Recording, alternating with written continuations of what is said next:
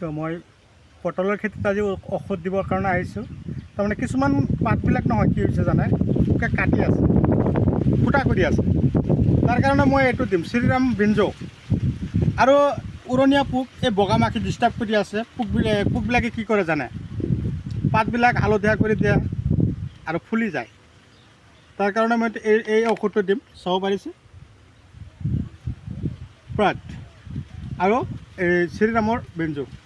এতিয়া মই ইয়াত ভৰাম।